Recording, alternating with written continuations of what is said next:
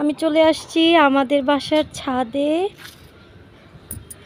ওই যে কত দূরের দূরের ভিউ দেখা যায়। এই যে দেখো, এটা কে? আম্মু, কি করো তুমি? এই ধান দিয়ে পিঠা খায়? হুম, এই ধান রোদ দিছি। এটা দিয়ে কি ভাত রান্না করা যায় না? ভাত রান্না করে খুব কম, কিন্তু পিঠেই খাবে। পিঠাই বেশি খায়। এটা এখন কি করবা? রোদে দিছে, এখন কি করবা তারপর? এটা রোদ দিয়ে দিছি, তারপরে শুকাইয়া তারপরে করবো, বানামো, তারপরে ঝাড় দিয়ে তারপরে এই যে চাল। এখনো অনেক কিছু বাকি আছে না? এই হলো, এই এত কষ্ট যদি সব দানা আনতে হলে তো কেমন হইতে কষ্ট আছে। হুম,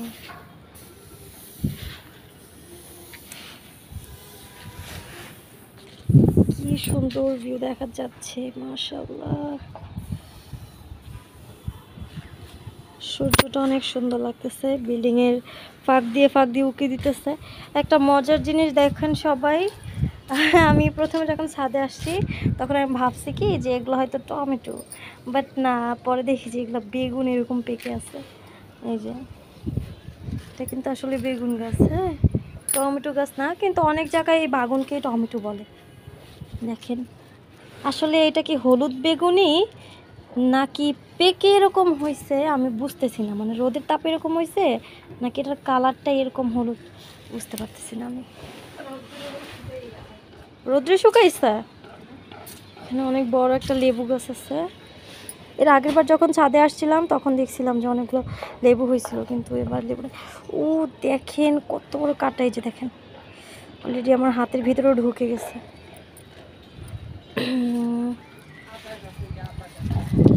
এটা আদা গাছ, এটা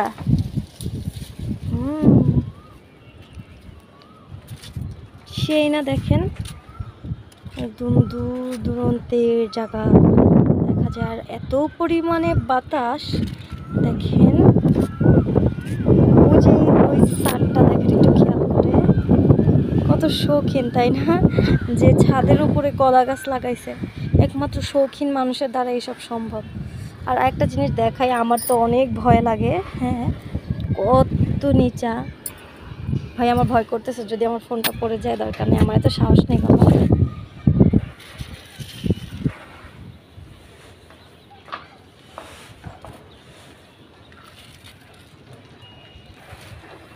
আপনাদেরকে একটা জিনিস দেখাই, সে চলে গেছে রে। আম্মু, মাত্র যেবারে দেখলাম বারান্দায় সেন্টু গেঞ্জি পরা,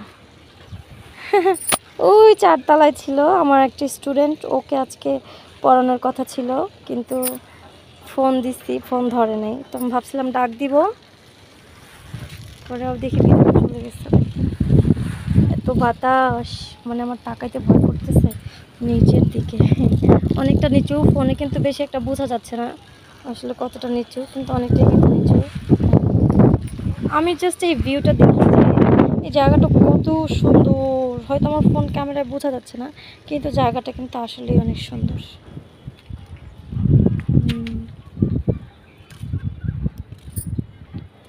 আমাদের ছাদে কিন্তু আমরা রেগুলার আসতে পারি না, ওই যে আমার আম্মু কাজ করতেছে, 2 বস্তা ধান এখানে আছে। এখানে কতগুলো, 2 দিন রোদ্দুর দিয়েছে। আমার কতদিন রোদ্দুর দেওয়া লাগে? আর একদিন রোদ্দুর দেওয়া লাগবে। এই যে এখানে ধান আছে,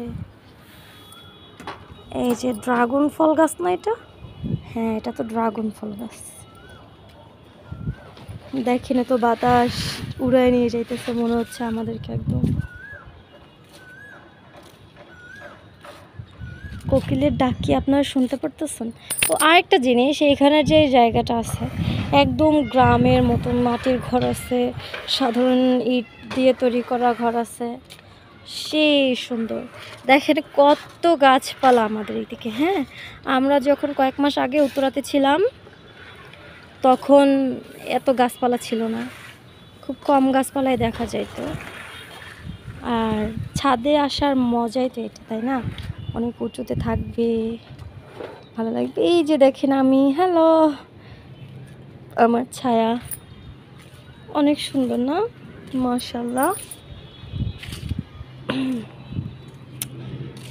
আমি আসলে ছাদে আইসা আজকে রিয়েলাইজ করলাম যে আসলে কত সুন্দর আমাদের পৃথিবী, তাই না?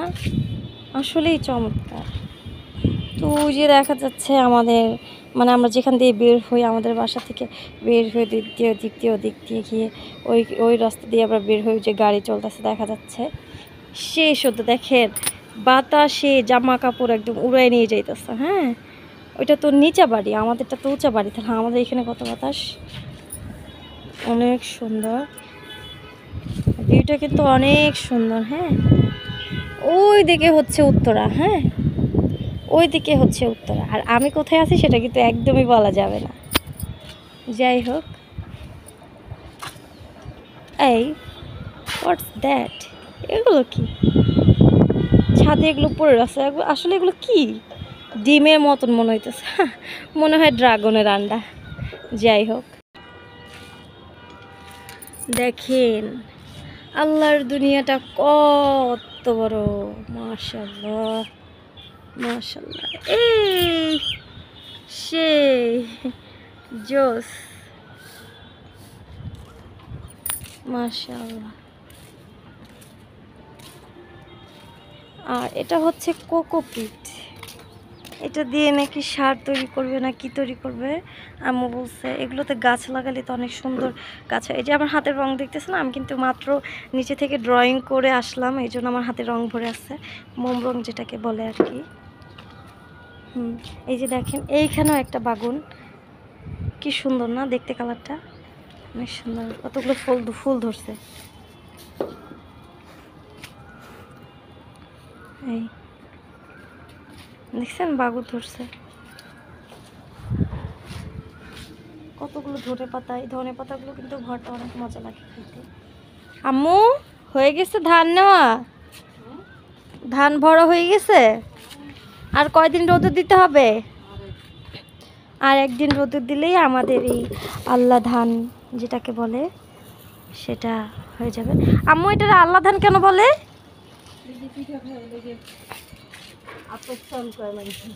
না না, এটা তো কোনো যুক্তির মধ্যে পড়ে না যে পিঠা খায় এই জন্য এটার নাম আল্লাহ ধান। এটার নামটা আসলে কেন হয়েছে? পিঠা খাওয়ার দাম, পিঠা খাওয়ার ধান, কিন্তু কিন্তু আব্বু আমারে বলছে যে এই ধানটা সেদ্ধ করা হয় না, যেভাবে আল্লাহ গাছে দেয় ওইভাবেই আমরা ওই মানে ধানটা বের করার পর শুধু রোদে দিলেই ভাঙাইলেই হয়ে যায়, এই জন্য নাকি আল্লাহ প্রদত্ত দেখেই সব ধানই আল্লাহ প্রদত্ত, কিন্তু এটা নাকি সরাসরি সেদ্ধ করা লাগে না, কিছু করা লাগে না, শুধু রোদে দিয়ে ভাঙাইলেই হয়ে যায়, এই জন্য নাকি এটার নাম আল্লাহ ধান।